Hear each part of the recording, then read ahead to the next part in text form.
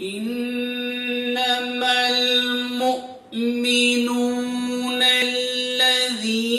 إذا ذكر الله وجلت قلوبهم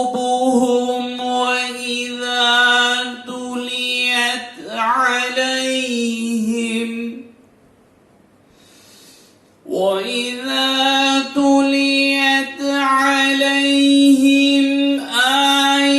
آياته زادتهم إيمانا وعلى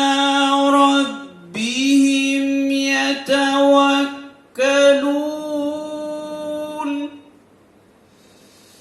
الذين يقيمون الصلاة ومما رزقناهم